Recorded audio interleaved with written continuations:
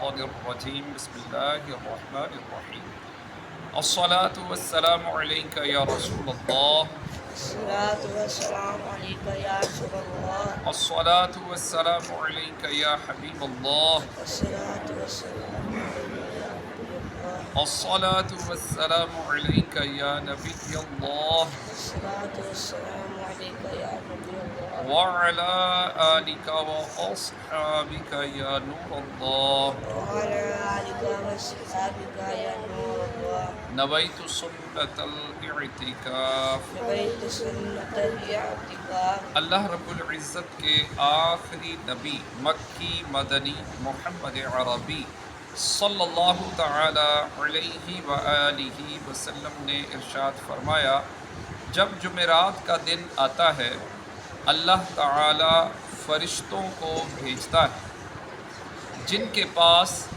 چاندی کے کاغذ اور سونے کے قلم ہوتے ہیں۔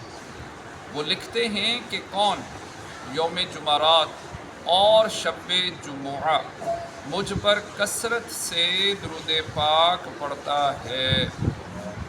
صلو علی الحبیب صلی اللہ تعالی علی محمد صلی اللہ علیہ وآلہ وسلم۔ سورہ اعراف 9واں سپارہ، اس کی آیت نمبر 175 175 بڑی ہی آیت سننے والی ہے، اس کی تفسیر بھی سننے والی ہے۔ اللہ رب العزت نے ارشاد فرمایا، وَاتْلُ عَلَيْهِمْ نَبَأَ الَّذِي آتَيْنَاهُ آيَاتِنَا، اور اے محبوب انہیں اس کا احوال سناؤ جسے ہم نے اپنی آیتیں دیں۔ فَانسَلَخَ مِنْهَا، تو وہ ان سے صاف نکل گیا۔ فَأَتْبَعَهُ الشَّيْطَانُ، تو شیطان اس کے پیچھے لگا۔ فَكَانَ مِنَ الْغَاوِينَ، تو گمراہوں میں ہو گیا۔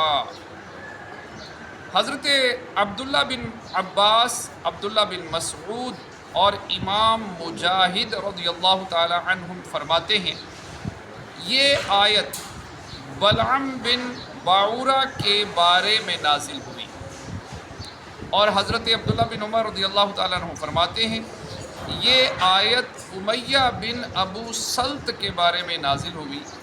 حضرت سعید بن مسیب رضی اللہ تعالیٰ عنہ فرماتے ہیں یہ آیت ابو عامر بن سیفی کے بارے میں نازل ہوئی۔ حضرت عبداللہ بن عباس رضی اللہ تعالیٰ عنہ فرماتے ہیں کہ جب حضرت موسیٰ علیہ السلام نے جبارین سے جنگ کا ارادہ کیا اور سرزمین شام میں نزول فرمایا، تو بلعم بن باعورہ کی قوم اس کے پاس آئی اور اس سے کہنے لگی کہ حضرت موسیٰ علیہ السلام بہت تیز مزاج ہیں اور ان کے ساتھ بہت بڑا لشکر ہے، وہ یہاں اس لیے آئے ہیں تاکہ ہم سے جنگ کریں اور ہمیں ہمارے شہروں سے نکال کر ہماری بجائے بنی اسرائیل کو اس سرزمین میں آباد کریں۔ تیرے پاس اسم اعظم ہے اور تم ایسے شخص ہو کہ تمہاری ہر دعا قبول ہوتی ہے، تم نکلو اور اللہ تعالیٰ سے دعا کرو کہ وہ انہیں یہاں سے بھگا دے۔ قوم کی بات سن کر بلعم نے کہا، افسوس ہے تم پر، حضرت موسیٰ علیہ السلام اللہ تعالیٰ کے نبی ہیں، ان کے ساتھ فرشتے اور ایماندار لوگ ہیں، اس لیے میں ان کے خلاف کیسے بد دعا کر سکتا ہوں؟ مجھے اللہ تعالیٰ کی طرف سے جو علم ملا ہے اس کا تقاضا یہ ہے کہ اگر میں نے حضرت موسیٰ علیہ السلام کے خلاف ایسا کیا تو میری دنیا اور آخرت برباد ہو جائے گی۔ قوم نے جب گریہ و زاری کے ساتھ مسلسل اصرار کیا تو بلعم نے کہا، اچھا میں پہلے اپنے رب کی مرضی معلوم کر لوں۔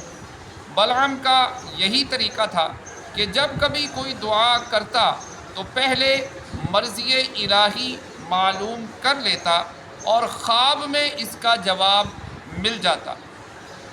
چنانچہ اس مرتبہ اس کو یہ جواب ملا کہ حضرت موسیٰ علیہ السلام اور ان کے ساتھیوں کے خلاف دعا نہ کرنا۔ چنانچہ اس نے قوم سے کہہ دیا کہ میں نے اپنے رب سے اجازت چاہی تھی، مگر میرے رب نے ان کے خلاف بد دعا کرنے کی ممانعت فرما دی ہے۔ پھر اس کی قوم نے اسے ہدیے اور نذرانے دیے جنہیں اس نے قبول کر لیا۔ اس کے بعد قوم نے دوبارہ اس سے بد دعا کرنے کی درخواست کی تو دوسری مرتبہ بلعم نے رب تبارک و تعالی سے اجازت چاہی۔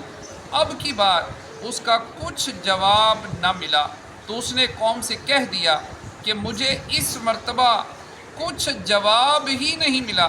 وہ کہنے لگے کہ اگر اللہ تعالیٰ کو منظور نہ ہوتا تو وہ پہلے کی طرح دوبارہ بھی صاف منع فرما دیتا۔